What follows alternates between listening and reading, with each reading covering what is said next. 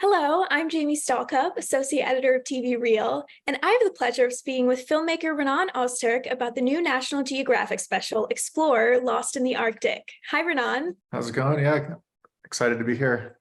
I am doing great. So let's take it back to the very beginning. How did the project come about, and how did you become attached? Oh, this is a long-standing passion project between myself and Mark Synnott, who is the boat captain and the writer.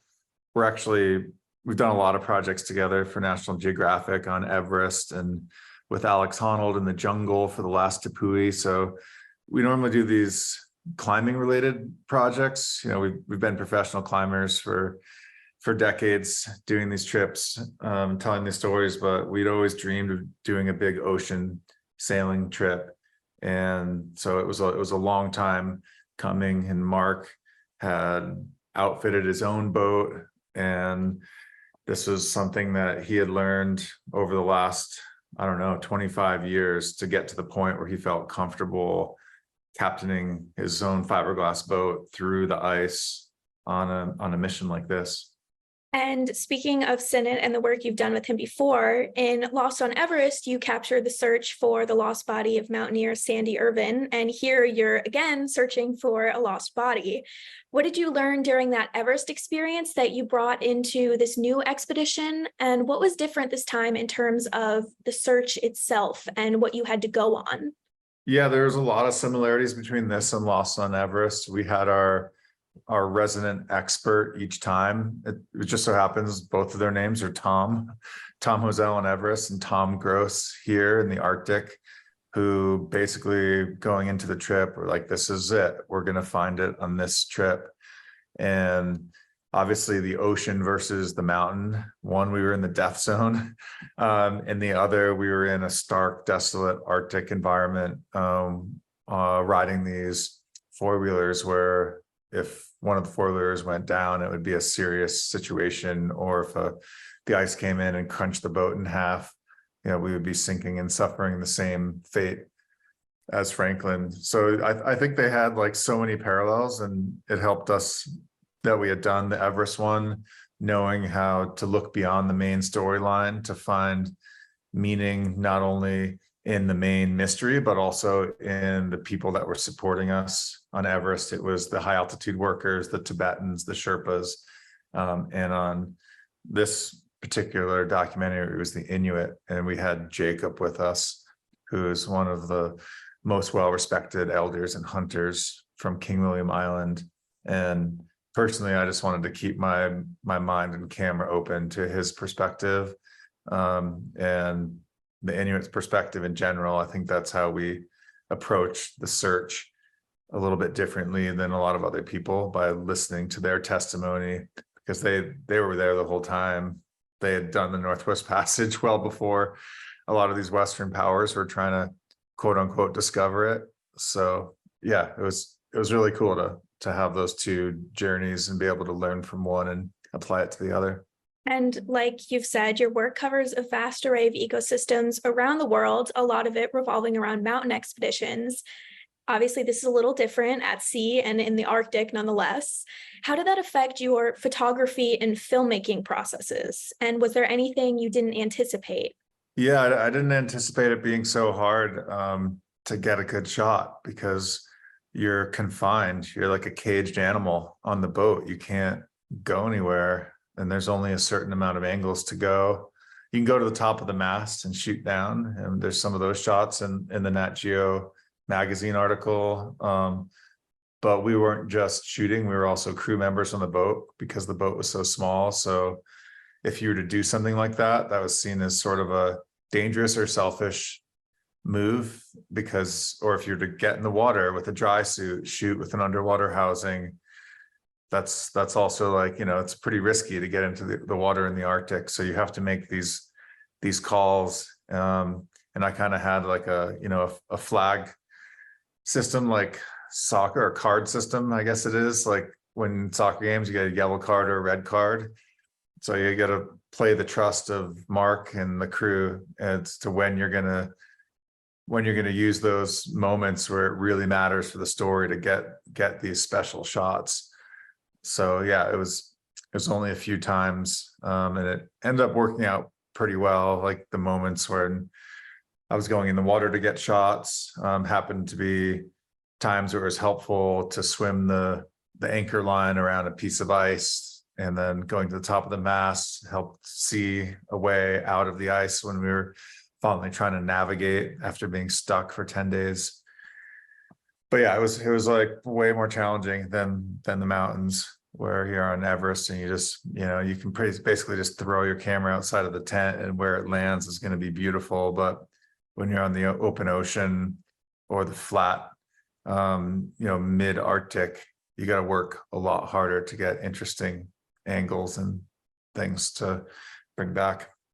Yeah, and my next question, you've sort of answered it a bit, but obviously Franklin's ships went down because of the weather and the ice. And even with today's technology, the weather's still unpredictable. And if it's foggy and you can't see far, it can be just as dangerous, I imagine, as it was for them 175 years ago. What kind of precautions do you take for you and your crew's physical safety, as well as the safety of your equipment in these rough conditions? Yeah, even with all the modern technology, I didn't feel like we had that big of a safety net. And when you're that far in the Arctic, the closest ship often was days and days away. Even if you pulled a SOS on a satellite device and initiated some really massive, embarrassing rescue, it would take probably a week to get a helicopter out there.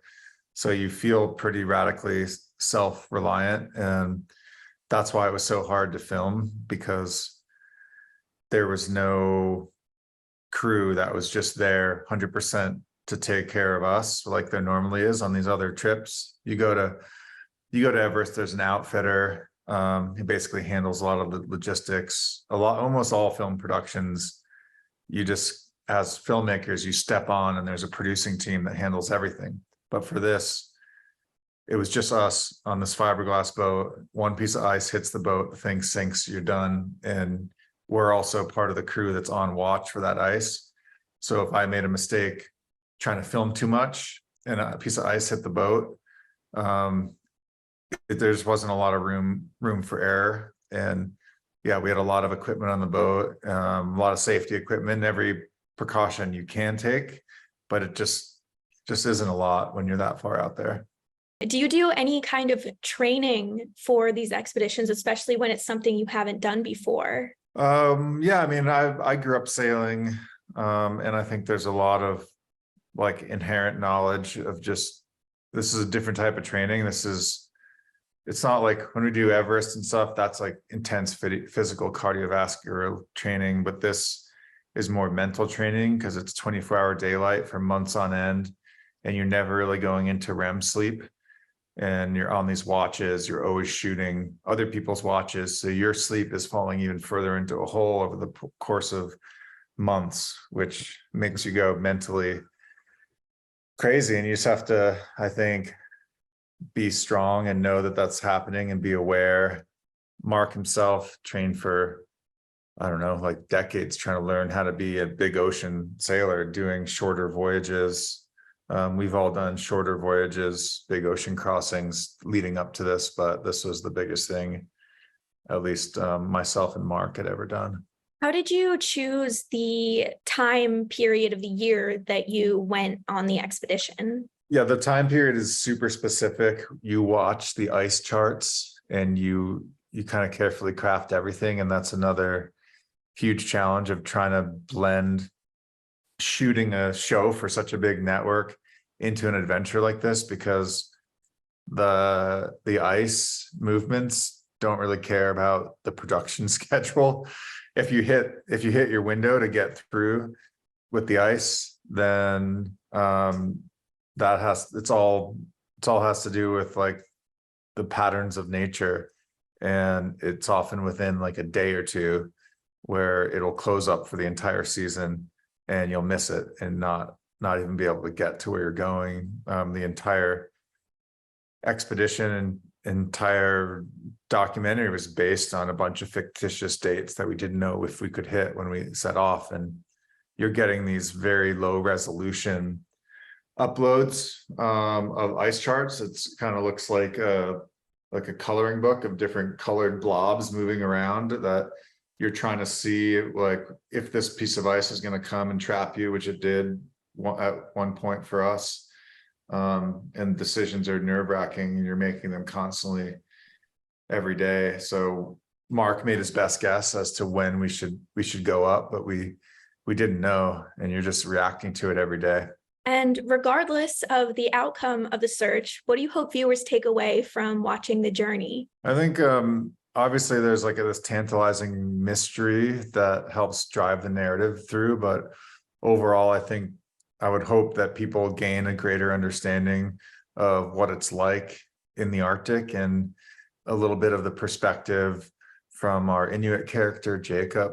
And I think it's hard for people to really dive in and live in an environment when they're reading a lot of these articles on climate change that are in the papers. And a documentary like this lets you sink in and be in the place and feel the place and see what it is in a way that you can't really in a lot of other forms of media. So for all the effort we put in, I think the search will continue, but there's also this like urgent need for most of the world to understand what's happening at the poles, because that's going to be like our future.